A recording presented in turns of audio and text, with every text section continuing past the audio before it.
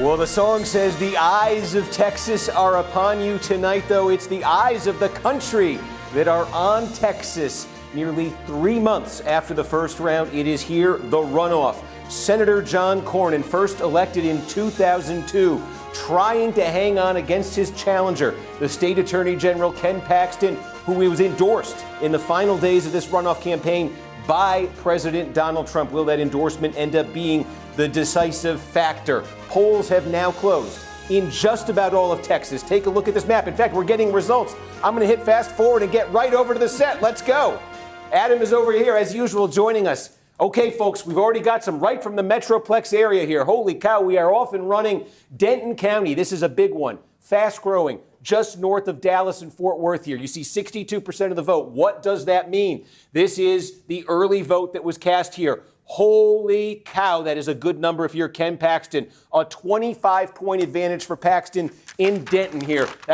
I'll show you the other county because we want to give you all the results, but I'm going to go right back to Denton because it's much more significant. This is massively significant, and I'll tell you why. In the preliminary, okay, this was a John Cornyn county. John Cornyn won Denton with 51% of the vote. Excuse me, let me back this up here. In a two-way, if you remember, there were multiple candidates in the preliminary. It was Cornyn, it was Paxton, it was Congressman Wesley Hunt. There were a few others. If you just took the Cornyn and Paxton vote in the preliminary, okay, it made it a two-way race.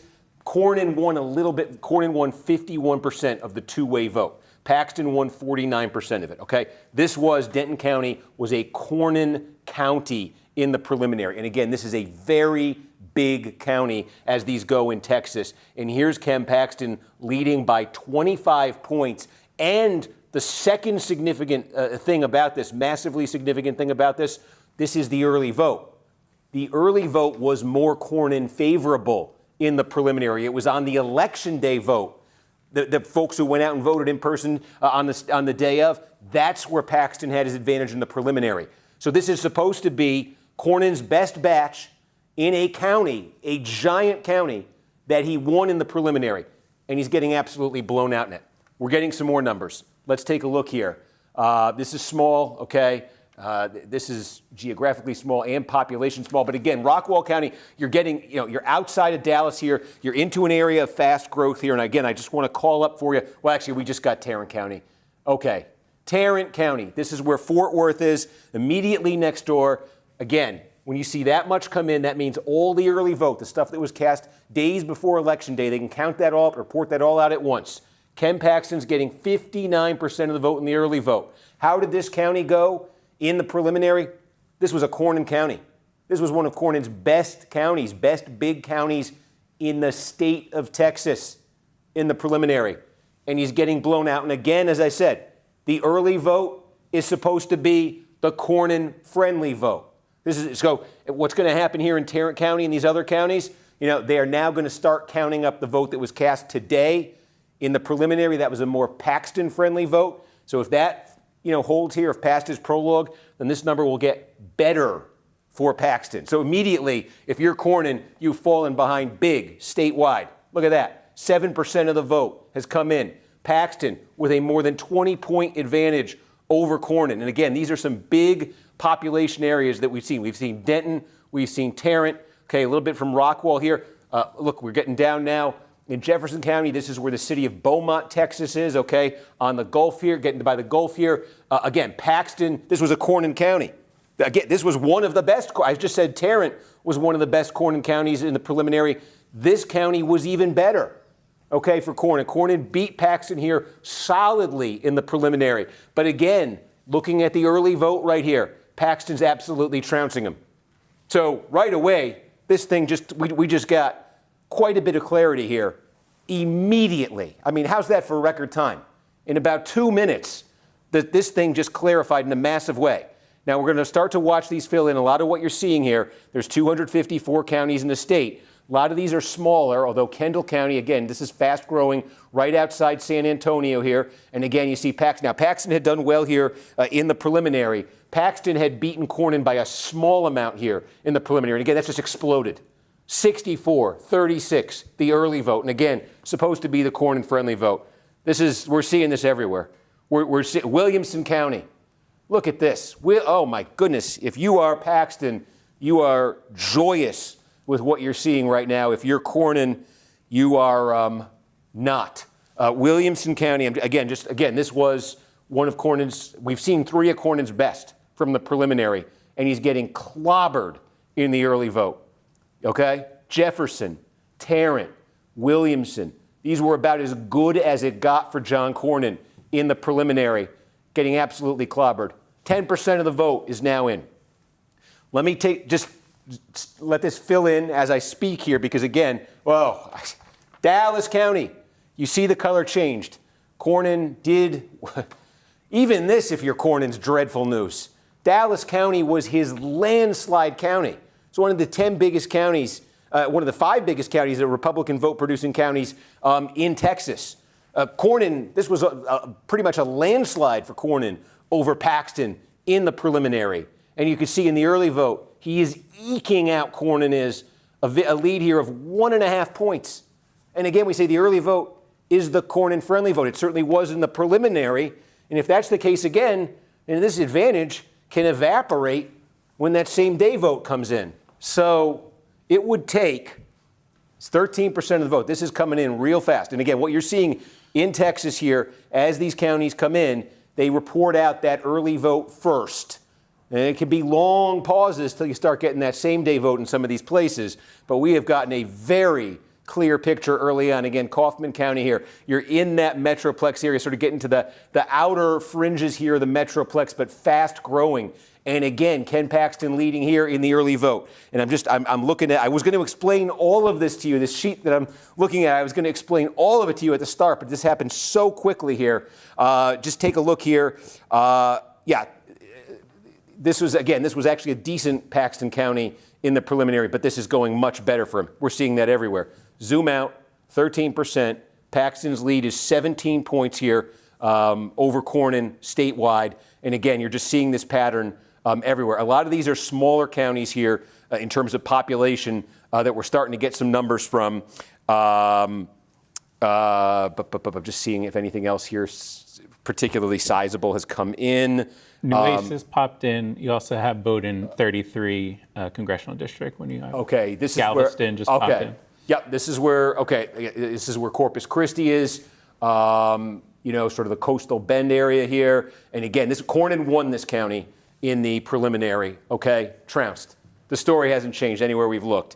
So let me pause here and try to just take a little big picture here to, I think you can all see clearly what's happening here as this starts to fill in. Texas is a split poll closing state, 254 counties. These 2 are in the Mountain Time Zone. Everything else is in the Central Time Zone. So what can happen here is happening is all of this can fill in this 8 o'clock to 9 o'clock hour right now. No declaration gets made by our decision desk in terms of characterizing the race, calling the race, anything like that, until all the polls in the state are closed.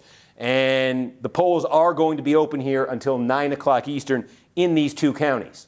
So that's what's happening here. So there will be no characterization from the decision desk in this 8 to 9 o'clock hour. So we could just talk about, what we're seeing though in these results. Boy, they are coming in super fast. Wow. Here's one. Now, this is the Houston area right here. Brazoria County. And again, 2/3 of the vote. This was a pretty good place for Ken Paxton in the preliminary, but now what a landslide this is for him right here. We mentioned again in that preliminary, it was Paxton, there was Cornyn. The major third candidate in the preliminary was Wesley Hunt. He's a congressman from Harris County, from the Houston area. One of the questions was these counties in the Houston area, how are they going to look without without Hunt in the picture? Hunt had endorsed Ken Paxton after Trump had. Galveston County. Oh my goodness. Wow. Yeah, this was. Go back out here, 16% of the vote. So just, you're getting the picture, but what you have here, what I did to get ready for this, now I take you through these quickly here. We are going to have an update, by the way we do these, if you've been watching, News Now, our streaming channel, Gotti Schwartz's show is on right now. They want to check in. They're going to check in about 3 minutes. So you will see that hit. You'll watch Gotti throw to me, and We'll do that a couple times here tonight. I want to tell you, there are congressional races here. As soon as we finish this hit, we're going to look in on the congressional races because I think that's where some of the action really might be shifting right now. But just before we do that hit, I'll explain to really put in it starkly what this is that we're looking at right now. If you just looked at that preliminary back in March, remember John Cornyn finished first in the preliminary.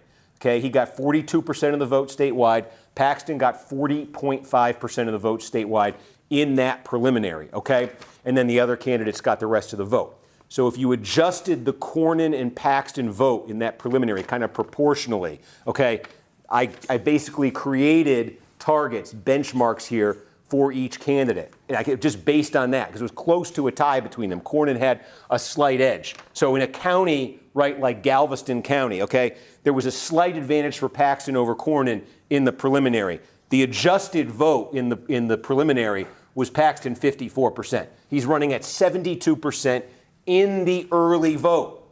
Again, supposed to be the Cornyn-friendly vote. Okay, right down here in Brazoria County, Paxton's running at 71%. What was the adjusted, his share of the adjusted two-way vote was 52% of the vote in the preliminary. Okay, 20 points better. And again, this is probably not even his best batch of votes you're looking at right here. So Dallas, I mentioned Dallas County. Cornyn won it. What was Cornyn's share in the preliminary in Dallas County? One of the giants in the state. He got 61%. He's running 10 points under that. And again, what's supposed to be his strong suit here. I had mentioned Denton. It was the first thing that came in. What was Paxton's a two-way share in the preliminary here? You know, he had won it with 50.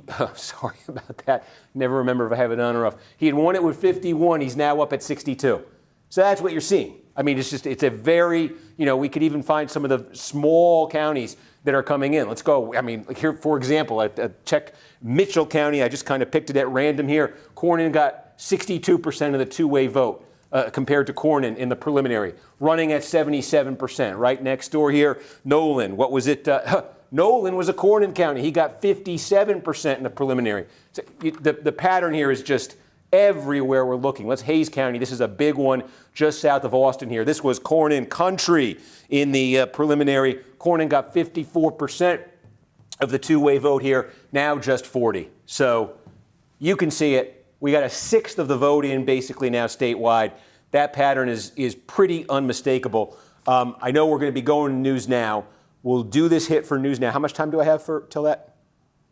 About a minute. So we're going to do that, and then we're going to, if we're seeing this Metroplex vote, that means, in fact, I'll do it very quickly. That means we got, 33 is what I was trying to press there. Yeah, that means we also have this happening. We'll revisit this after the News Now hit. This is all in Dallas County. This is the Democratic primary. The incumbent Julie Johnson, Colin Allred, who previously represented sort of this area. This has got caught up in the redistricting drama, trying to get a seat back against the woman who succeeded him. Allred had led in the preliminary here over Johnson, and now you can see here in the early vote a 10-point advantage for Allred over Johnson. Johnson will have to turn this around with the same-day vote, which, again, we expect is going to be much smaller than the early vote. She's going to have to run up landslide margins over Allred when the Election Day vote gets counted here. Otherwise, she will become a former member of Congress. She will be defeated in this primary by a former member of Congress. Let me go back here to the Senate race statewide. Okay, about 18%. Are we coming up on that hit? We're 45 seconds. That was a 15 seconds. It's like we got the refs here trying to. Okay. So we got about 30 seconds. I'm just trying to see if there's another one I can quickly show you here. I mean, look, nothing new has come in them. I can hear them coming in on News Now, folks. So we're going to pause. You'll hear it. And then we're going to get into some House races here. Wow, was that a flurry of activity.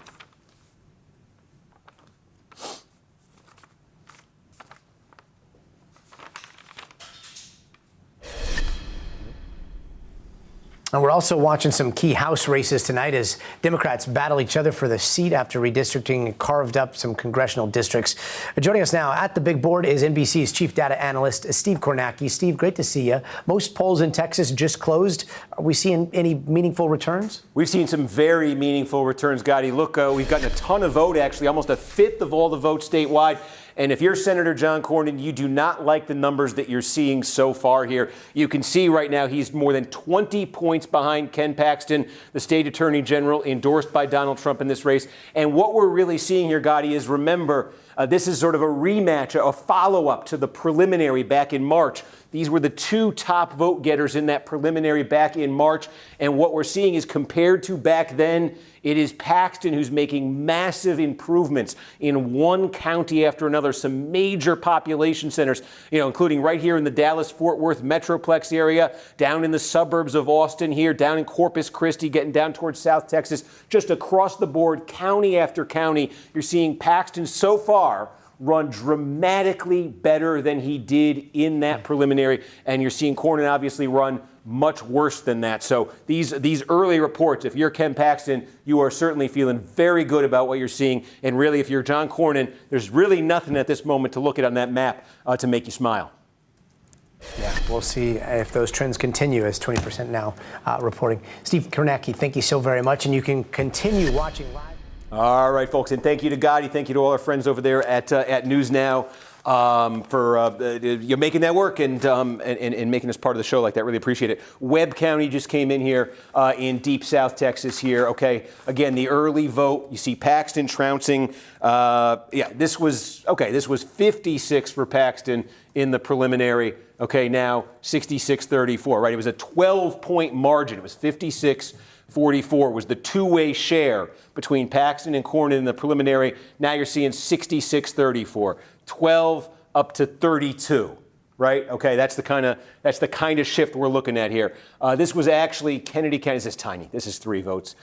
Forget I even did that. Starr County, this is 38 votes. Right, remember, right here along the border, especially in deep South Texas, a lot of attention paid to the big gains Trump and Republicans have made there in recent years. A lot of the political culture locally remains very Democratic. A lot of folks still vote in Democratic primaries. They're not necessarily Republican runoffs. So you're seeing some low numbers there just in terms of the raw share of the vote. It looks like we got a little bit more here, kind of. We had talked about having Tarrant County. We got Tarrant. We'll go a little bit west here. Parker County. Okay. Yep. Again, Parker County, the two-way share for Paxton in the preliminary was 56 up to 69, right? 56-44 was the two-way share here in the preliminary. Right now it's almost a 40-point mark. 12 to almost 40 is the margin for Paxton. So, and remember, as we zoom out here and just see the vote continue to come in, remember, the Trump endorsement came during the early voting period last week, meaning a significant number of early votes had been cast before voters even knew that President Trump was siding with Ken Paxton in this race, right? And we're looking at, in each one of these counties we've been going through, we're looking at early vote. Meaning we're looking at the vote here that Paxton is sort of running up the score over Cornyn with probably includes a fair number of voters who didn't even know Trump was on Paxton's side when they cast their vote. So again, there was an expectation coming into this based on the preliminary, right, when the same-day vote was more the election day vote was more favorable for Paxton, and based on Paxton having that late endorsement from Trump, there was an expectation that it would be the early vote where Cornyn would kind of hold his own, and then if that Trump endorsement was really going to be seen, it would be seen when they started counting up the election day. Maybe it still will. Maybe the election day vote's going to be that much better than Paxton, but Cornyn is not holding his own. As we're showing you here, with the early vote, really in any of these places, going through East Texas here, this was a pretty good area for Paxton in the preliminary. Again, just sort of like kind of randomly going to Rusk County here, but just to give you a taste of it, this was two-way vote here was 51-49 in the preliminary. Now 60-40, right, from 2 to nearly 20. That's the kind of gain that Paxton's making sort of across the board right here. So this continues to populate, again, Mountain Time Zone, just these two counties right here, and a tiny little sliver there in Culberson County, too, observes Mountain Time Zone. Everything else, though. You have Collin, too. What did we just get? Collin. We just got, we got Collin County. Okay, and here we go. Now, this is interesting, too. The early vote is in Collin County. This was a Paxton, the two-way share here. This was close, okay, but the two-way share here for Paxton in the preliminary, it was 51-49, and now you're seeing 62-38. consistent with everything else. Now, Collin County is a little interesting because, first of all, Ken Paxton launched his political career in Collin County, a state legislator from Collin County before he went on to become state attorney general. His wife, and this became a story in the campaign, his wife, who is seeking a divorce from him, this became an issue, or this became something that received plenty of commentary during the campaign. She is currently a state senator in Collin County. She did not take sides. She did not endorse anyone in this Republican runoff featuring her estranged husband against John Cornyn. So there was some sort of speculation here about how that drama and the sort of the fact that Ken Paxton and his wife are both very prominent public figures in Collin County, how that would sort of play out when you got the results right here. Well, again, it's very comparable to what we're seeing everywhere else here, where again a 2-point lead for Paxton in the two-way share in the preliminary has exploded now to well over 20 points. Again, we'll zoom out statewide. We now have a quarter of the vote counted statewide. Again, you're looking at early vote right here. You're looking at a near sweep in terms of the counties that have reported so far in their early vote of Paxton's shade of red right here, translating into more than a 20-point margin there, really nearly a 23-point margin over Cornyn. Look, we were on the air two Saturday nights ago. Next door in Louisiana, Senator Bill Cassidy became the first elected incumbent senator since 2012 to be denied renomination, to lose in a primary. Republican Bill Cassidy, who was opposed by Donald Trump in that Louisiana primary, he was trounced in that primary. Now, here we are about 10 days later, and here's Senator John Cornyn, elected in 2002, a 24-year incumbent, who you could see was trying, as this campaign went, he was just trying to get to the runoff, to the election day, without having Trump get involved here. If he wasn't going to get it, he just didn't want Trump endorsing Paxton. And there was a whole drama here because initially after the preliminary, it actually looked like Trump might go with Cornyn, and that didn't happen. Then you heard Cornyn saying about a week ago, right before Trump's endorsement, he was saying, look, I think there's just going to be no endorsement. Then the endorsement came in for Paxton. And again, if this is what we're going to be looking at here in Texas when all is said and done, something like this, again, that the power of that Trump endorsement, you're going to be talking about that again. And again now, that would be two incumbent senators in the span of 10 days defeated in primaries. We hadn't seen it in 14 years before that. Hey, Steve. Yes. I have a little bit of election day early split in tiny Stonewall County up there in the north. So in the early vote, I have Paxton 64 over Cornyn 36. And then in the election day vote, I have Paxton 87 over Cornyn 13. Goodness. Oh, my goodness. Okay. So, in the early vote, in this county, Stonewall County, Adams talking about 28 points is the margin for Paxton over Cornyn. And now we're starting to get election day. But we said this would be the more Cornyn-friendly was the expectation. The election day vote, everyone election day, presumably full knowledge of that Trump endorsement. Paxton had already done better with the election day vote back in the preliminary. Wow, a 74-point margin from 28 to 74. So if that's a harbinger, what we're seeing in that one small county, then where you see Paxton red right here is going to get deeper and deeper Paxton red as that election day vote comes in. Oh, sorry, I did not mean to go off the results. We now have more than a third of the vote in, the margin approaching 25 points for Ken Paxton. Again, you will not hear any characterization from our decision desk until you reach 9 p.m. Eastern. Okay, that would be 8 o'clock. It'd be 8 o'clock Central, 7 o'clock Mountain Time. That's when these two counties in the Mountain Time Zone polls will close there. And then it's open season on any kind of declaration or characterization that our decision desk wants to make. I see we just got Harris County. Wow. Biggest county in the state. 5 million people in Harris County. Bigger than a lot of U.S. states. 10% probably of all the votes cast tonight in Texas are going to come out of this county. And look at this in the early vote. Paxton, but basically a 30-point advantage over Cornyn.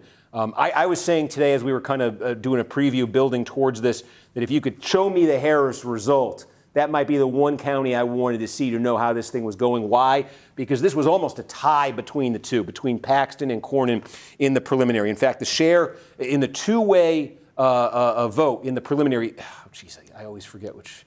Let me just center that map up again here. In the two-way vote, it was 51-49 Cornyn over Paxton. There was a big chunk of the vote in that preliminary, too, that went to Wesley Hunt. Remember, the third candidate, Wesley Hunt, congressman from Harris County.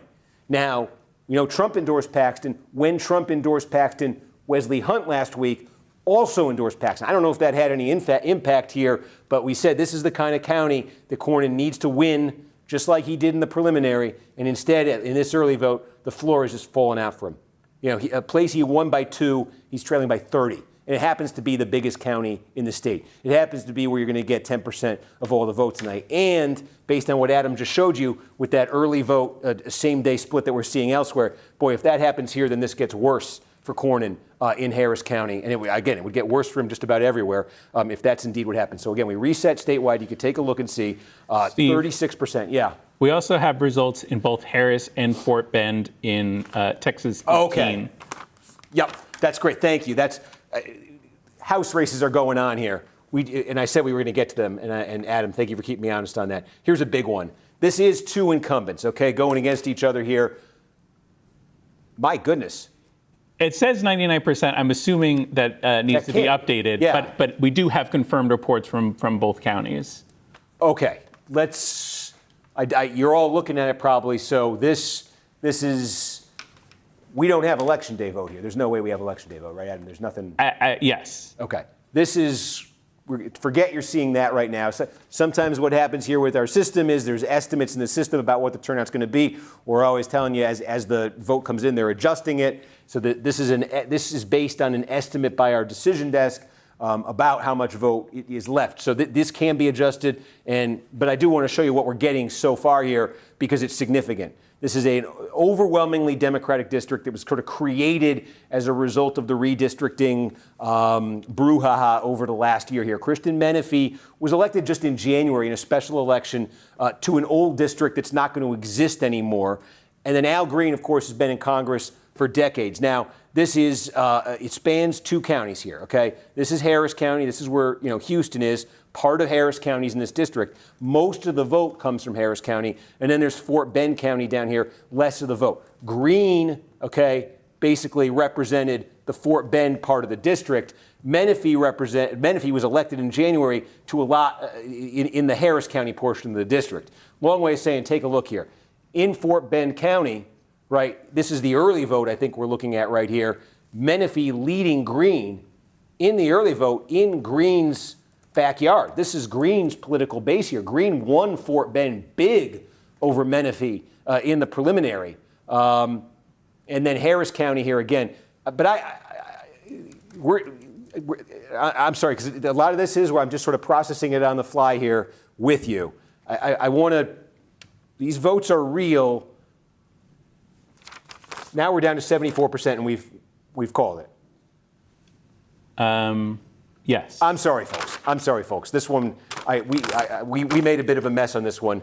As you can see here with that expected vote, it did come down. But the margin for Menefee, I was being very hesitant there because I'm trying to understand on the fly what's happening with that expected vote. So now it has been adjusted. Our decision desk believes the vast majority of the vote is in here and has now declared Kristen Menefee the winner over Al Green. This is a pretty significant development here. Okay, again, Menefee was only elected about 4 months ago. Okay, it was a special election. Previous incumbent had passed away in office, going up against Al Green here. And again, in the preliminary, this was a very close race. Menefee got 46% in the preliminary. Green got 44%. Nobody got a majority, so they went into this runoff here. And those numbers I was just showing you that have come in so far, I mean, this is the really jarring one to see, I think, just in terms of where expectations were. Green won Fort Bend in a landslide in the preliminary, getting crushed by Menefee here in his home base. And again, that's Harris County. And so our decision desk is saying that long-time Democratic incumbent Al Green He, among other things, if you watch the State of the Union address every year, he's often prominent there for a variety of reasons. But Al Green losing here to Christian Menefee. So one incumbent had to go. Our decision desk says Al Green will be that incumbent. Again, up here in the 33rd district, this is all entirely inside Dallas County. This is early vote in Dallas County that we're looking at right here. Adam, you'll let me know if we get any same-day vote here in Dallas County. I will. That would change this. But again, what's happening right here is Colin Allred, previously represented, again, this district, product of that redistricting brouhaha over the last year. Colin Allred represented the area. He left to run for the United States Senate. Julie Johnson then took the seat when Allred did that. Allred was gearing up to run again for the United States Senate, but then opted out and instead tried to win back a seat in the House, challenging Johnson in this primary. Allred beat her by 11 points in the preliminary and is 10 points ahead with the early vote counted here. And again, we think that's probably about 2/3 of the vote, And he's got that advantage. That means in the remaining 1/3, Johnson has to turn the tables here and trounce Allred. She would have to have a massive shift in the election day vote, or Allred is going to get, and this is an overwhelmingly Democratic district, Allred would then be positioned to get the seat back, and Johnson would lose. So you've got Paxton in grave danger of losing as a senator, losing his primary. We have our decision desk saying that Al Green has lost his primary, his Democratic primary, and you have Julie Johnson in real serious danger now of losing her Democratic primary for the House. That's 3 incumbents. Let's take a look here. Do we have any votes coming in yet in the 9th district here? If we have a little bit of Harris County, we should. This one, okay, we're just the Harris County portion. This is the 9th district here. The significance of this is a Republican primary in a very Republican district. The significance is Alex Mueller is running with Donald Trump's endorsement. Briscoe Cain is running with Governor Greg Abbott's endorsement, Republican governor. This was reasonably close in the preliminary, but the Trump-endorsed candidate here, at least with 1/3 of the vote in here, and it's from one of the 2 component counties, not even close. Mueller had been wildly outspending Cain, too, in the run-up to this. So, again, this is a Trump-endorsed candidate here, so far breaking clear in the preliminary in the runoff after a close preliminary. In the 35th district, I want to check this in the San Antonio area. This a race that's attracted national attention. And now let's take a minute and pause on this because I want to understand where the vote is coming from here. Okay, the story here, if you're watching this, you're probably broadly familiar. Johnny Garcia, Maureen Galindo. Maureen Galindo finished first in a crowded preliminary back in March. She's made comments that are clearly, anti-Semitic, been denounced by her party. A lot of leaders in her party for that. You've got James Tallarico, the Democratic nominee for Senate, saying he will not campaign with Galindo if she wins this. You did have reports here of a Republican aligned group spending money on behalf of or trying to boost Galindo's prospects in this, believing she'd be a very beatable candidate. This is a potentially competitive district. So again, we are looking at about half the vote in here. Okay, Bexar County. I'm just seeing if there's any variance in these counties. In the Wilson County, this is tiny though in terms of where the vote comes from. Karnes County, yeah. Her opponent, Johnny Garcia. Bexar and Guadalupe are really the only 2 places where there's votes on the Democratic side. So you're getting the early vote there in Bexar County. This is where San Antonio is, okay? And then Guadalupe County here outside of it. These are the 2 main places where you're going to find votes on the Democratic side. And in the early vote, you do see Garcia here with a 20-point advantage over Galindo. I'm just calling this one up. Again, I want to just, in the primary or in the preliminary, yeah, this is a bit of a change because in the preliminary, Galindo got more votes in Bexar than Garcia. Garcia is an official with the Bexar County Sheriff's Office. So about 3/4 of the vote in this district comes from Bexar County. About 1/4 comes from Guadalupe. Just sort of, this is very, very small, again, in terms of its impact district-wide. So that is a clear advantage there early in the votes for Garcia over Galindo. But Galindo is over 40% of the vote right there. Now, I say this is a potentially competitive district. again, all the Texas redistricting saga of the last year.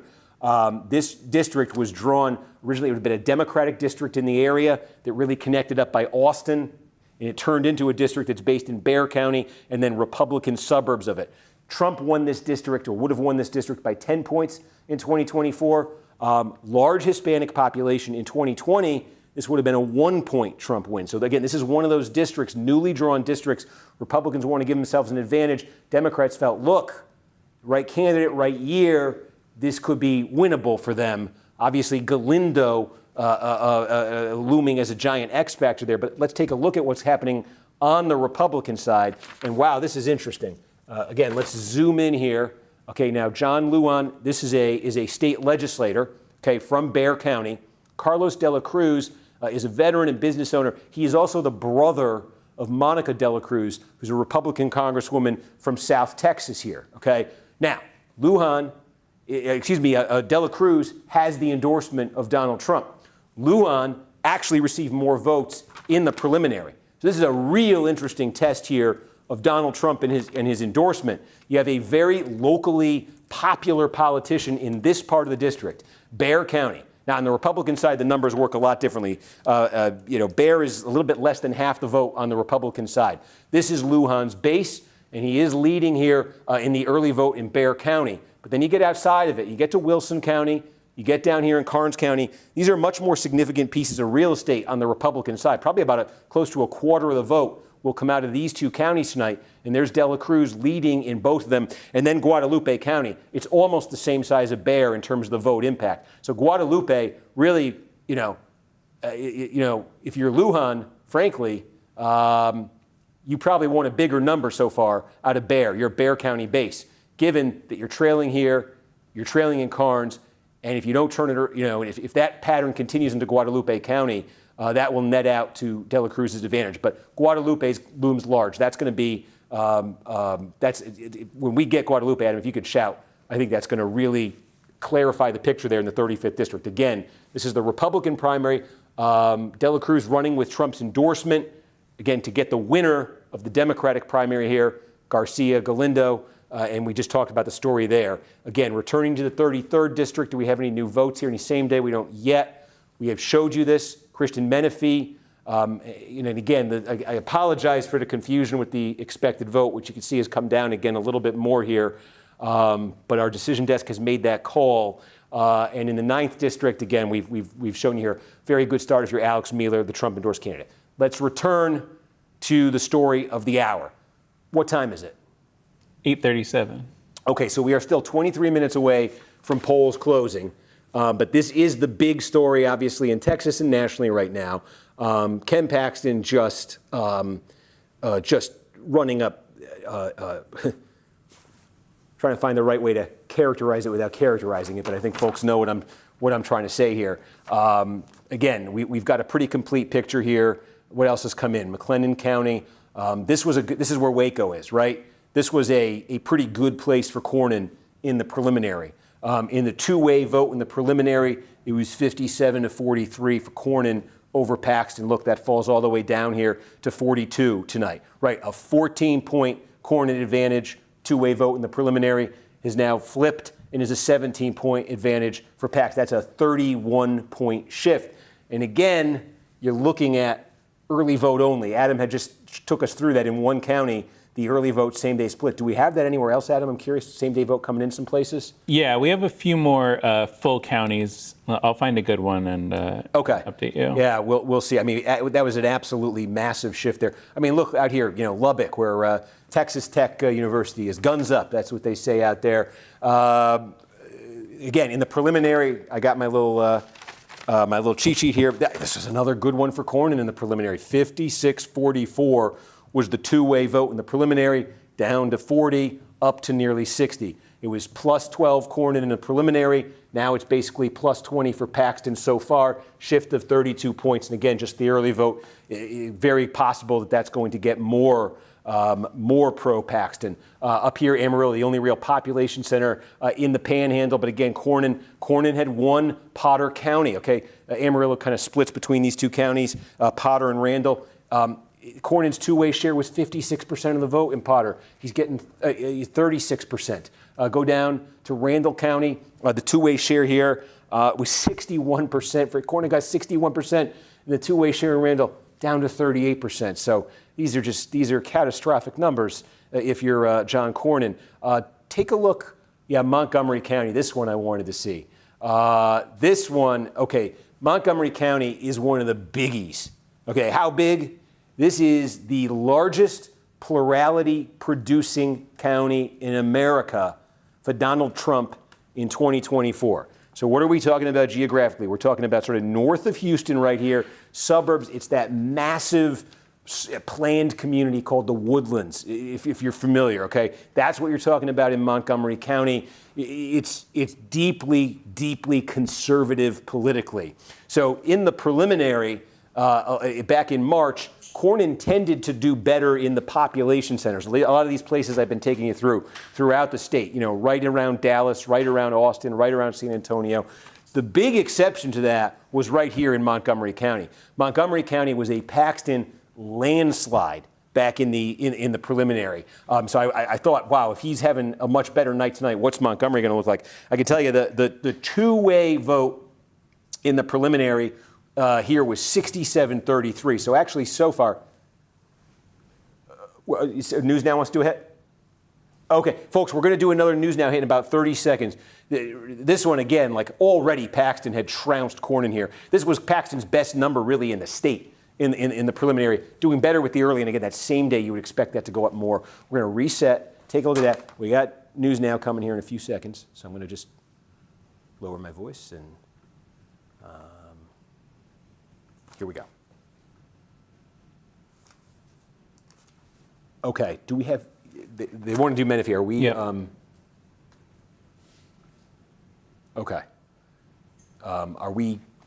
Yeah, the changes were they updated the expected vote in both counties, Harris and Fort Bend. Okay. And they did it one after the other. Okay. So we've got, we're at 2/3. Say again? Okay, folks, so we got a few minutes here. They're doing a break on News Now. Again, they wanted to talk about this race here. And again, we say you sort of watch this process sort of raw and unfiltered. That's what happened here in the 18th district. I'll be honest with you. I'm trying to interpret it on the fly. And, we saw that check mark go in for Menifee from our decision desk, and I saw a 99%, and something's not quite right there, I know, looking at that, because everything I'm telling you, we know that the early vote comes in quickly, and we know we wait a while for the same-day votes. The idea that, here in the massive counties here, Harris and Fort Bend County, that they'd have everything tallied up right away certainly didn't seem right. So I was a bit halting and probably came off as a bit confused there as I was trying to interpret this Menifee and Green situation. But you can see what's happened. As we say, our decision desk has looked, and reassessed the turnout numbers, and that what was 99%, and clearly wasn't right from the minute we were looking at it, has come down to 61%. They've readjusted it, but they are confident and have put the check mark here, meaning Christian Menifee has won this race. I mean, you can see he's 12,000 votes ahead of Al Green right here. And again, the particular reason for that confidence from the decision desk would be right here, I think, in Fort Bend County, where you've got about half, you've got the early vote counted up here. And again, this is Al Green's portion of the district, right? This district was created by the redistricting. It merged a big chunk of Menifee's district, which is up here in Harris County, with a smaller portion of Green's, which is here in Fort Bend. And Green was winning this by a huge margin in the preliminary. It's totally reversed. So when they see that on top of Menifee doing what he was expected to do in his Harris County base, that adds up to, that's it for Green. They are counting me down here, meaning we're about to do that News Now hit. We're going to talk about this race. That's why I got it up. Bear with us, folks. You'll see it, and we'll be right back.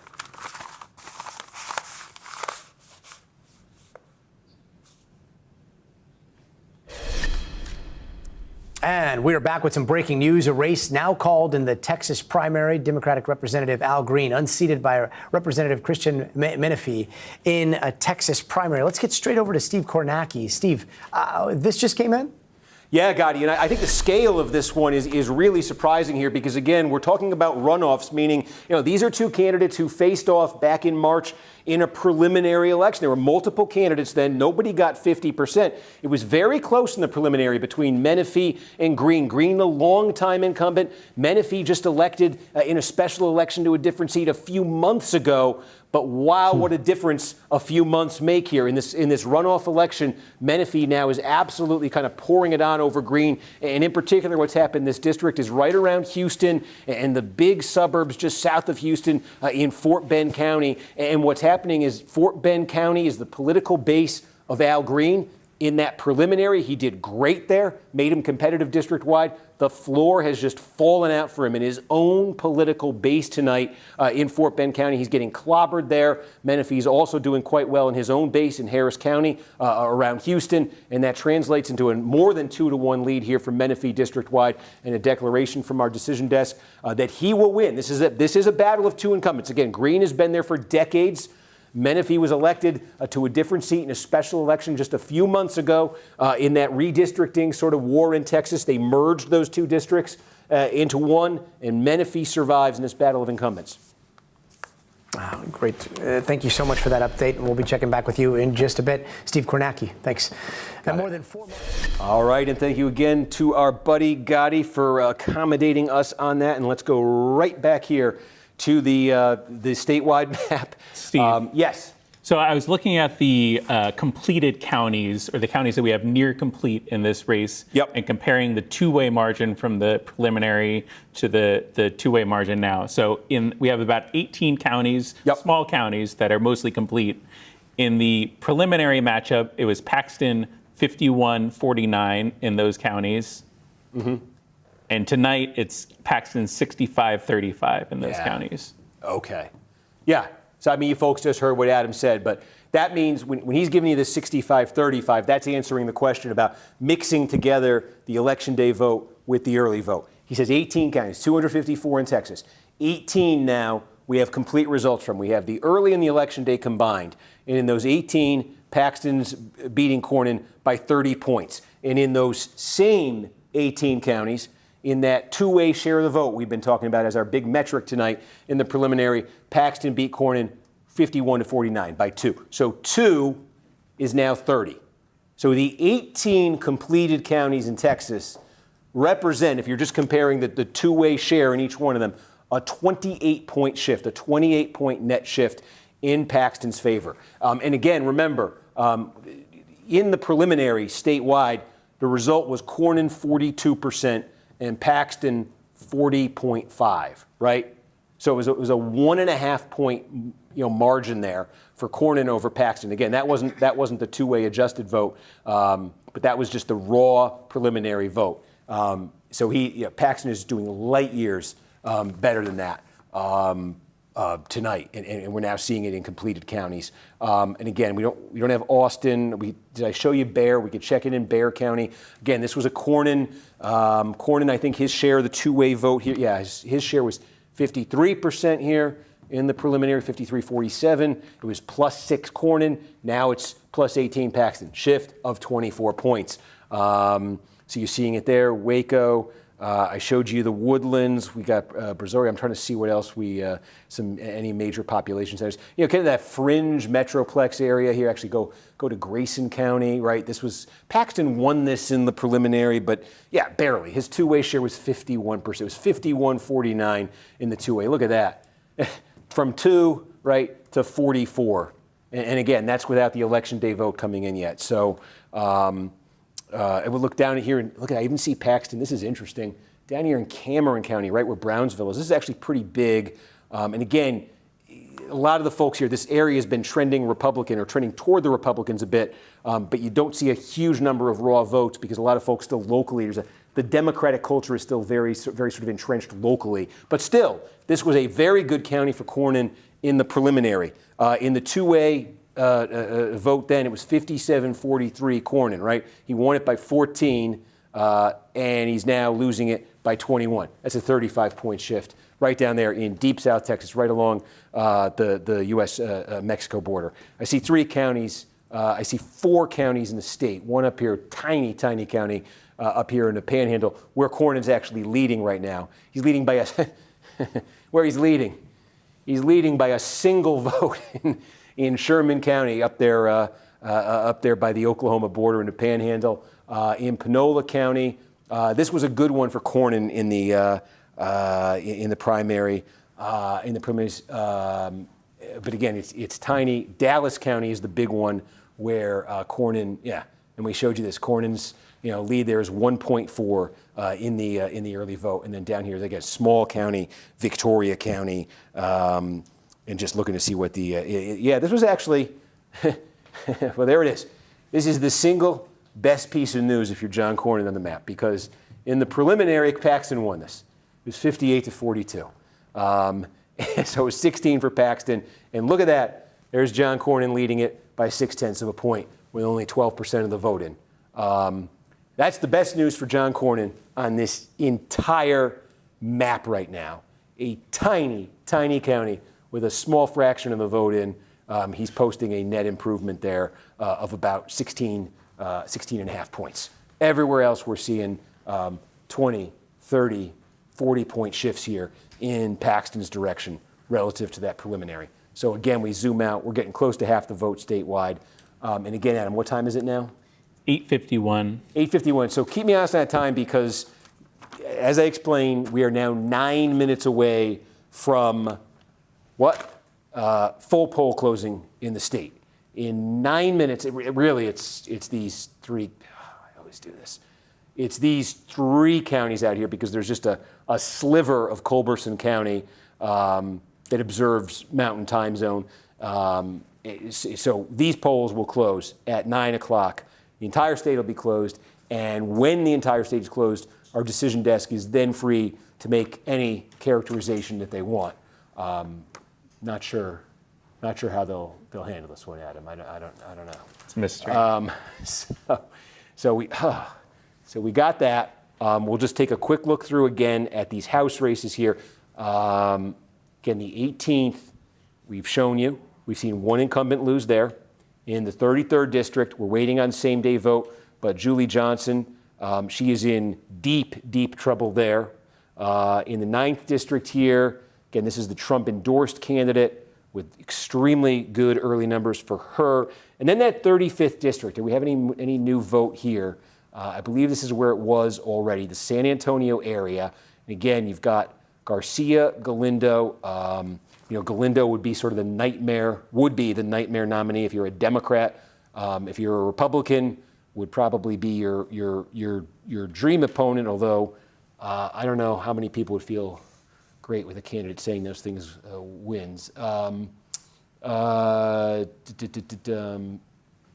30, and on the Republican side here, again, the significance is John Lujan here leading, right? Dela Cruz is the Trump-endorsed candidate. John Lujan, again, I think locally popular legislator in the Bexar County portion of the district. What he's got to look out for here, though, is Guadalupe County, because it's a big, like 40% of the vote here in this district is coming out of Guadalupe County. Lujan, there's a theory of the case that his popularity in this district is really kind of centralized here and doesn't extend much past these borders. We'll see. If Lujan could win Guadalupe County, he'd be in great shape. But if not, if it's sort of Bexar County versus its suburbs versus its exurbs, its outlying areas, then Lujan's in real trouble here because he does not have much of a pad, and there's a ton of vote here. Again, Dela Cruz, also the brother of Monica Dela Cruz, a Republican congresswoman from South Texas. And we say, again, Dela Cruz has that Trump endorsement. We were looking at this because, again, this could be a competitive race under certain circumstances in November, and also because it's one of those places where there was some suspense, I think, coming in, that Trump endorsement, would it even extend here? Lujan had finished ahead of Dela Cruz in the preliminary. But again, we take you through what the dynamics are there. I think Lujan would need to pull a surprise in Guadalupe County. Hey, election nights are full of surprises. We'll see what happens there. We'll go right back out. 46% of the vote. What time is it, Adam? 8:54. Okay. As you said, polls close in the rest of the state at 9 o'clock. We'll also join Gotti again on News Now at the top of 9 as well. Okay. Okay. Would you say the top of 9, a few minutes into 9? I would imagine right at the top. Okay, because there's going to be there could be a very specific window there. I just want to understand when to address that window. We'll hear from we'll get clarity. Okay. So yeah, folks, look, we're sort of in a holding pattern here for about 5 minutes. Wow, this was. Where's the Mike Tyson line? He said everybody has a plan until they get punched in the face. We 7:59. We're all ready to go. I've got my notes right here. Here's the 4 things I wanted to take folks through to set up the night and to set up, kind of what was to come, what our benchmarks were going to be, how we're going to be interpreting these results. Had a final conversation with my producer Adam about how we both felt that Cornyn was in the game here, and this might be surprisingly close. Sorry, Adam. And then I've never had one go like that where it was Denton County, right? We got Denton County right off the bat. We were looking at this at like 8 o'clock and 5 seconds. We were looking at Denton County, which is no slouch when it comes to, look, again, you see more than 40,000 votes already counted right there. And it told us right away, it's rare in a state this big, in an election this high stakes. This is a 4-term incumbent U.S. Senator we're talking about, who had gotten the most votes. Remember, Cornyn had outfinished Paxton in that March preliminary. And yet, 5 seconds after polls closed, we were looking at a very significant piece of real estate. It's like 3-4% of all the votes statewide comes out of Denton County in a Republican primary, and you're just looking at, holy cow! If you're Cornyn, it was catastrophe from the word go at the snap of a finger. Am I mixing expressions here? What else did we get right away? We got Tarrant County, where Fort Worth was. It's a pretty good place in the preliminary for Cornyn, getting absolutely crushed. We got Beaumont. We got Jefferson, where Beaumont is. Again, Cornyn had done very well there. I'm just reliving those first few minutes. It was set, and the pattern has just been, except down here, little old Victoria County, the pattern has been absolutely sort of ironclad here. So again, at 9 o'clock, our decision desk is able to make characterizations. Right around 9 o'clock, we're going to do a hit on News Now.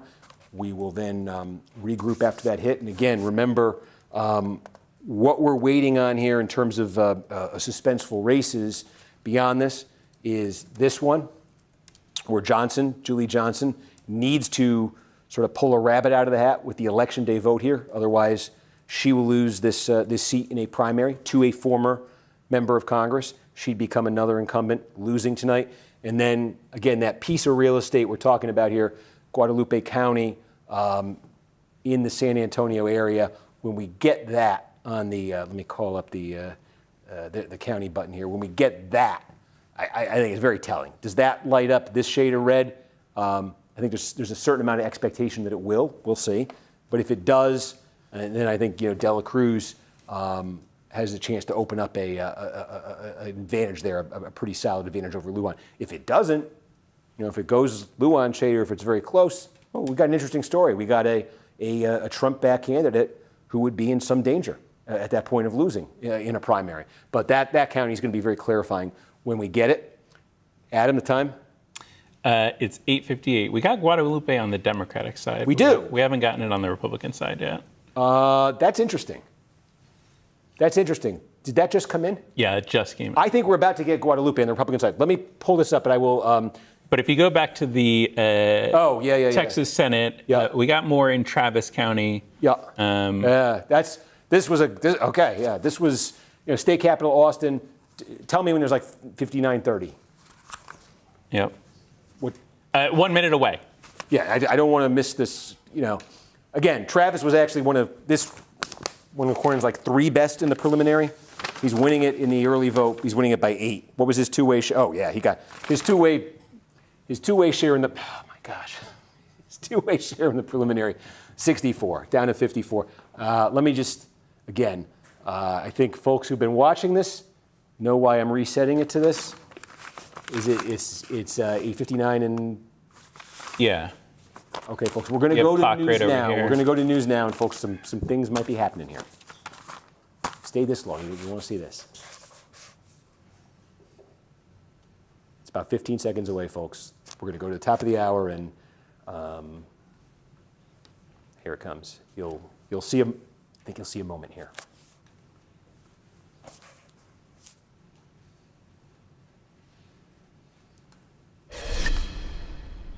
And we are back with breaking news tonight. A major race now called in Texas. Trump-backed candidate Kim Paxton has won the state's Senate race, beating out four-term incumbent John Cornyn. And in the House, just moments ago, we projected Christian Menifee as the winner in the Texas 18th Congressional District primary. Let's get straight over to Steve Kornacki. Steve, what are we seeing here?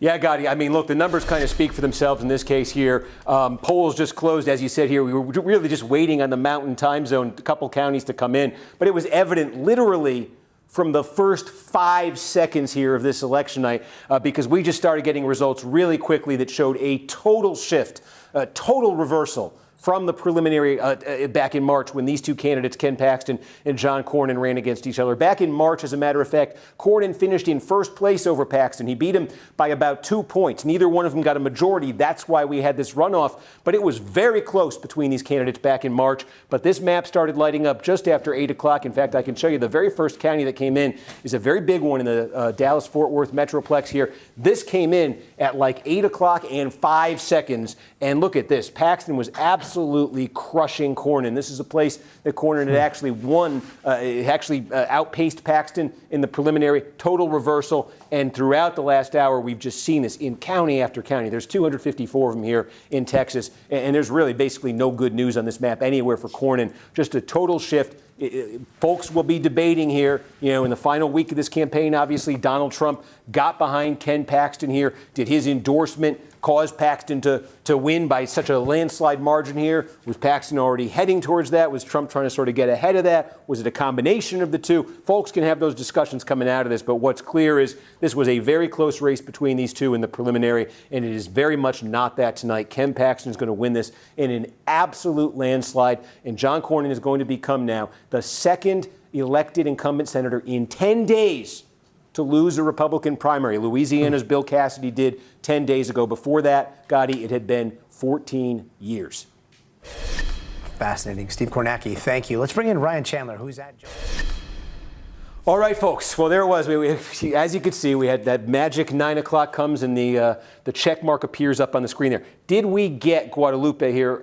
We did. Okay. On the Republican side. And it did. We said, what color was Guadalupe going to be? Was it going to be the Dela Cruz? Was it going to be the Lujan? Wow, it's the Dela Cruz color. And again, this is like 40% of the district here. We just got, outside San Antonio, fast-growing area here. So again, the contours of this is no small piece of the puzzle here, okay? Bexar County in this primary, probably a little bit more vote than Guadalupe. They're probably about even, though. And more here you can see in the preliminary, actually. So Lujan in his home base winning by 6 points, but then take a look at the rest of the district. It's going to essentially be something like 40%, 40%, 20%. That's probably the division between these counties. So in this chunk, Lujan by 6. Then you go down here, smaller but still not insignificant. Dela Cruz by 7. Dela Cruz by 21, and now a very, very big piece of the puzzle in that early vote has Dela Cruz winning by 32 points. So what that nets out to, sorry about that, what that nets out to is now a 9-point advantage district-wide for Dela Cruz. Lujan would need something to change, and this is where it gets, if you're Lujan, this is where it gets very tricky for you because you're looking at early vote.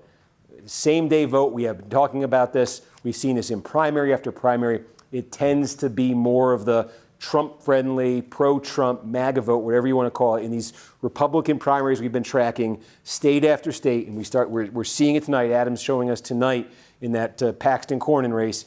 The election day vote is the sort of the more, the Trump-endorsed candidate tends to do better with. Who is the Trump-endorsed candidate? It's Carlos de la Cruz here. He's got Trump's backing. He's got the lead with the early vote tabulated here. He's got 3 of the 4 counties. Lujan has a lead in his neck of the woods, but probably not the kind of size lead I think he wanted to see there. So again, that's the Republican primary in the 35th district here. The winner of that will face the winner of this. I do see we got some more vote in.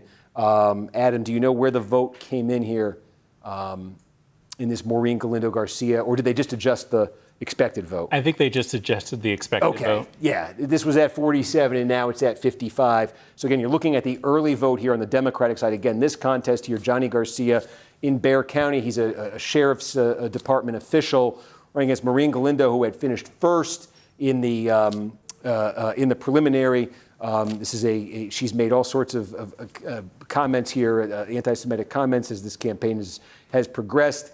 Statewide, national Democrats have tried to distance themselves from her. There has been some pro-Republican money that has been trying to boost her. And again, the context for this 35th district, where the winner of this primary in November will face the winner of this primary, it is under the new map here. This is a district that would have voted for Trump by 10 points in 2024, but it would have been very close in 2020. So Republicans were taking a bit of a chance in drawing the lines for this new 35th district, that those gains Trump made, this is a lot of Hispanic vote in this district, that those gains Trump made with Hispanic voters would continue without Trump on the ballot and in a potentially rough midterm climate like this. Yeah, it's a pretty big gamble for Republicans to take. When there's been talk of, did Republicans reach too far with some of their redistricting? This is the kind of district where, if they're testing it somewhere, it might be in a place like this general election. But again, a lot of that depends on what happens here. Certainly, if Galindo were to win this, you can forget everything I said. But Garcia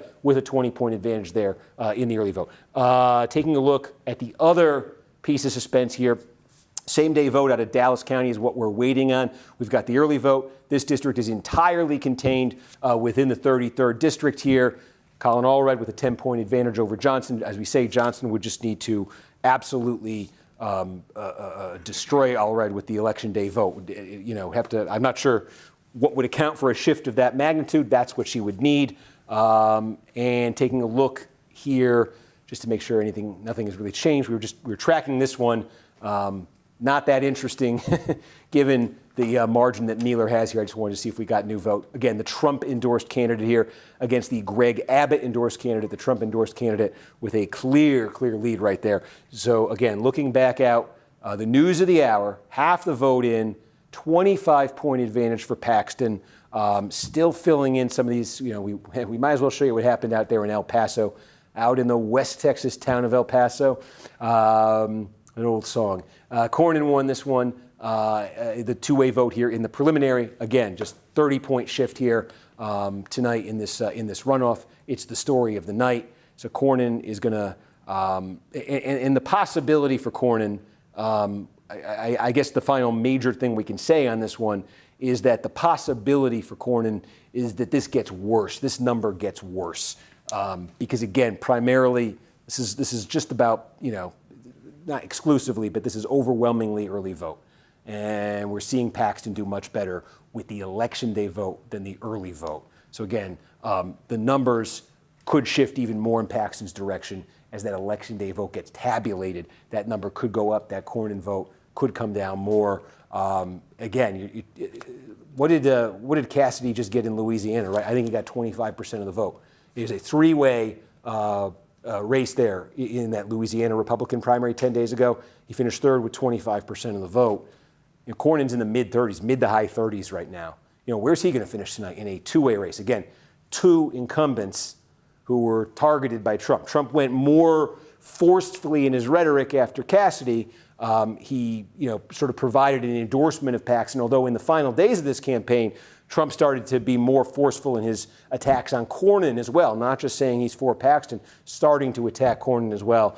And so where is that number going to land for Cornyn? But both of these incumbent Republican senators going to get absolutely destroyed here. One in a runoff, one in a preliminary over in Louisiana. And again, this is we talked about it at the start of this month.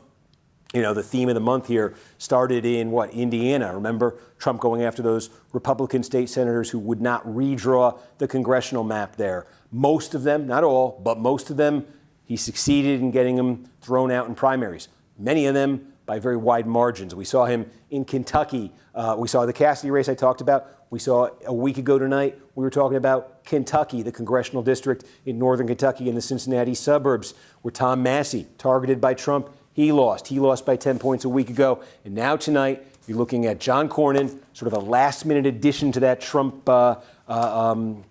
target list. Trump lining up with Paxton, and Paxton crushing John Cornyn. It's rare to see incumbent senators lose, as we said, 14 years before Cassidy. And now not just lose, we're seeing these two lose in epic landslides. Adam, anything new in these House races? Unfortunately, no. Okay. And let me ask you this. Can you, I think you had looked at this earlier. Where should I leave this? Maybe I'll leave this here for a second. I think you had looked at this earlier. What was the Dallas County in the preliminary? Because all of this is in Dallas County. When did we get our meaningful Election Day vote? It was later. I have it written down as 12:01 a.m. Okay. And we are waiting as well on Election Day. Do we have any Election Day vote? We don't have any Election Day vote in the 35th, right? No. Okay. The 9th, we've gone through. We know the 18th. We're in a situation here, folks, full transparency. We're in a situation here where the big story of the night was was resolved in 5 seconds. I can't. I can't get over how fast that happened. So we kind of came into the night saying, the story of the night here is going to be this Republican Senate runoff, and that could be, if it was close, that could take hours, because as you're seeing, once you get the early vote, some of these counties do take a long time to start getting you their Election Day vote. So if this thing had been close, we might be here, Harris County didn't come into like 3 in the morning in the preliminary. So we had that on our minds as a possibility. Okay, obviously it ended in 5 seconds. So we were sort of saying, let's get through the Senate race, and then let's kind of assess where we stand with the House races and what we want to do. And so in full transparency here, as I say, what we're waiting on is Election Day vote here, which it could come right now as I'm having this on. I'm kind of hoping it does. It could also come 3 hours from now. Dallas County can take a while. These big counties can take a while to get their Election Day vote out. As we've said, look, with 2/3 we think of the vote in, Ulrich's lead is 10 points. So Johnson probably has to win the remaining 1/3 by like 20 points. Hey, that's an extraordinarily tall order here. But we're not certainly going to say anything, decision desk won't, until they see that Election Day vote. That Election Day vote could come, it could be a long time sitting here looking at this map, waiting for that. That's all we're waiting for. Just get a look at that Election Day vote, see if anything has changed dramatically in that. Again, that's the scale of change you'd need to see. Otherwise, Colin Allred is going to win back a seat in the House, and Julie Johnson's going to become the third incumbent tonight to lose. And then down here in the 35th district, again, all of the early vote in both of these primaries, call up the counties so you can see the lines here, all of the early vote is counted in each one of the counties in each party's primary. So again, you're looking at Garcia here with a 20-point advantage over Galindo, a little bit more, we think, than half the vote. So that means, that Galindo would need to win the Election Day vote by like 25 points, something like that. She'd need a massive, massive reversal with the Election Day vote. She has no obvious geographic advantage in here. Okay, Bexar County, which is like 3/4 of the vote on the Democratic side in this district. Garcia's leading it by 20. Guadalupe, that's the only other major population center. These are really the only two places where you're going to have big chunks of Democratic vote. And Garcia's leads 20 points in both of them. Down here in Wilson County, it is closer. And then Garcia, again, 74 votes here, crushing Galindo. So again, what I said would need to happen for Julie Johnson to turn it around against Colin Allred up in the Dallas area, something even significantly wilder would have to happen down here in the 35th district once you start getting election day vote in these places for Galindo to actually leapfrog Garcia. Again, Steve. Yeah. I do have one bulletin for you. Yeah.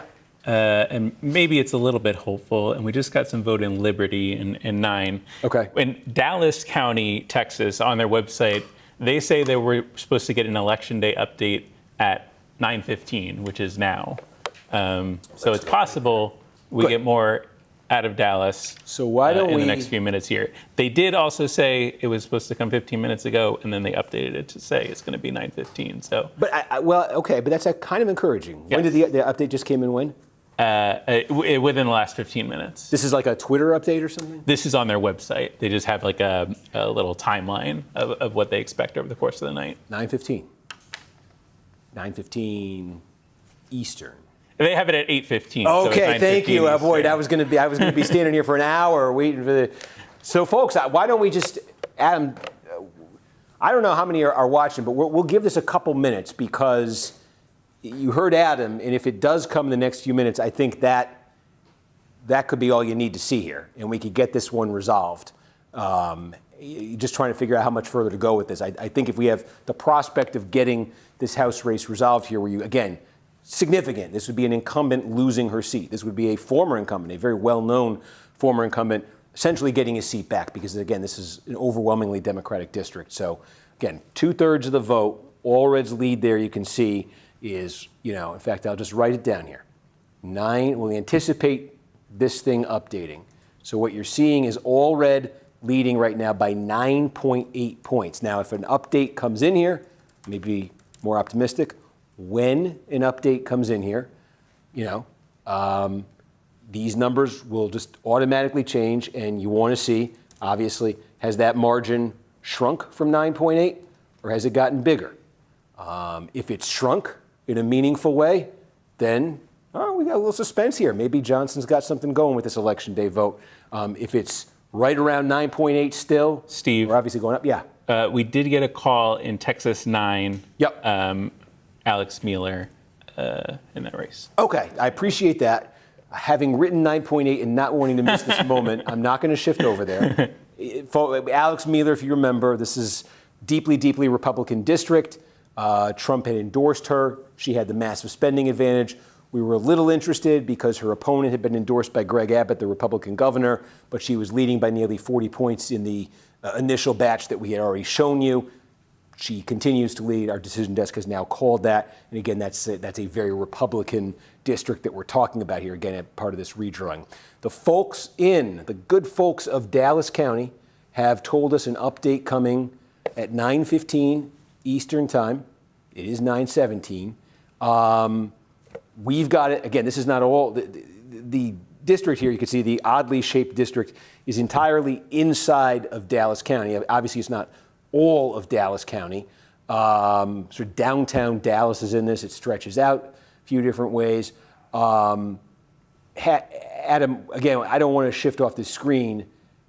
In like the Senate race, in a statewide race, has Dallas reported any new vote, like from elsewhere in the county, or? No updates out of Dallas yet. Okay. What we're going to do is, this is electric television, right? We'll take a few minutes. I'll give this, we give us 5-10 minutes here and see if the folks in Dallas are, if they deliver. All right, Dallas election officials, you're on the clock. And if they do, you're going to potentially watch a significant House race. You're going to watch the deciding moment, potentially, in a significant House race, or we get an update and what we find out is that Julie Johnson her voters really turned out today, and all Reds didn't, and this shrinks, and there's still more vote to come, and then we got an interesting ball game. But in the meantime, we have this. Adam, what do you want to talk about?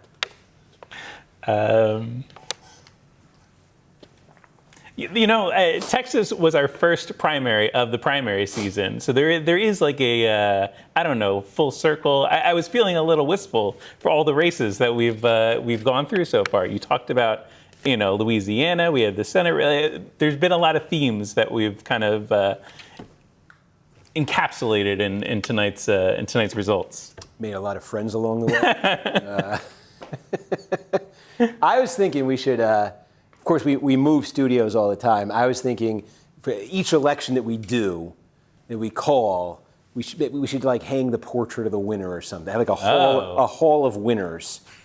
We could ask them to sign it. We could, or they send a bumper sticker or something. And how about a virtual hall of winners, and we keep it in the big board? I don't want anything virtual. I want to read the encyclical from the Pope. I don't think we don't want virtual. I think that's where he's going. 2/3. Electric. Are you in the YouTube? Is there anything in the chat? Can we answer any questions while we wait on this one? Sure. Yeah, we can take a look for questions. Questions, interesting observations about Texas, about elsewhere. I could tell you while Adam's looking at that, what's coming up here. Next Tuesday is going to be, I don't know why I just did that. It's like a muscle. So it's one of those breast strip things. I do it habitually. Next Tuesday, there you go. There's the calendar. We got the big thing next week, two things really. New Jersey, 2 key congressional primaries on the Democratic side. One is going to be in the 7th District of New Jersey, Tom Kean Jr.'s district. If you're watching this, there's been a lot of drama around the status of Tom Kean. He's not been publicly seen now in a while. He's been promising an update on his health. It is a very competitive congressional district in the general election. Democrats are having a crowded primary to go up against him, so we'll have results there. Also, there's the 12th district in New Jersey, which is sort of the Trenton area, Princeton, Mercer County area. Bonnie Watson-Coleman, Democrat, is retiring. She's been the congresswoman there, I think, for about 12 years now. Very crowded primary, trying to replace her. It's a overwhelmingly Democratic district, so it's one of those where you're sort of seeing the next congressional representative is probably going to be picked in the primary. So we'll get results from that. I always love doing New Jersey. If you watch this, And then at 11 o'clock Eastern time, we'll have California. California governor's race, some congressional races, Los Angeles mayor's race. And the way it happens in California is a bit like what you just witnessed in Texas, where you get big counties, right? There's 254 in Texas. I think there's 66 in California. So it's more manageable as a state county in terms of counties. But they report out all that, not all of it, but they report out most of that early vote, most of that vote by mail right away. Because it's been coming in, they can tabulate a lot of it, and the polls close at 11. And that map will light up in California a lot like we just saw it light up in Texas. And then in Texas, we say it takes maybe a couple hours for those counties to fill out the rest of their vote. In California, may take a couple weeks. They could be thorough. We'll put it that way. So the question becomes, that governor's race, right? It's the top 2 would advance then to the general election. Will you get clarity? We're not going to get 100% of the vote next Tuesday night in California. In that with what comes out Tuesday night. Will you get enough clarity to know who the 2 are? Will you get enough clarity to know who at least one of the 2 is? That's going to be what we're looking for there. Los Angeles mayor's race, again, suddenly getting quite a bit of attention. Could have results from that. And again, congressional races, although it's not as, California did that aggressive gerrymander, the Democratic answer to Texas, which has left far less interesting primaries there in the House. But they do the top 2 in California, right? Everybody's on the same ballot. Top 2 advance to the general election. So it is interesting to sort of look at add the Democratic and Republican votes together in a district. That can be an interesting measure that we keep. Adam, I do have a breaking news bulletin. I don't think it's hit the system yet, but we did get election day vote. We got in Dallas. Yes, 21 election day votes, 10 for Allred, 11 for Julie Johnson. 21. Just posted to their website. That was the 9:15 update. That was the update. Is that part of the update, or is that? I do not have more information right now. She's going to be 59.96, and he's going to be 73.04. Is that? I hope it was worth it. What do we want to do? I think we'll have to wrap. Yeah, I don't have a ton of material left, folks. I mean, we could talk about life and all the lessons we've learned, but no. We will wrap here because I don't want to keep you guys too long on this. These are really fun to do. I'll give you my usual. They really are. I love having you guys all come along for these. Again, we'll have more next Tuesday. But the main thing is, if we'll leave you here, you know the story. Just look for the next big update here in the 33rd district, and Johnson has to be winning it. She's got to really win that election. They vote by like 20 points. Otherwise, Allred will defeat her. So we saw Al Green, longtime congressman, lose tonight. We saw United States Senator John Cornyn lose tonight in an absolute landslide. And you may well see Congresswoman Julie Johnson lose. That could be 3 incumbents in one night in Texas. All right. Thank you for joining us. We're going to do it again next week with New Jersey early in the night, California later in the night. What an interesting one. We came on the air at 8, and at 8 o'clock and 5 seconds, we knew what was happening, and then we were legally prohibited from telling you until 9 p.m., and you stayed. So I love you, folks. We'll see you next time.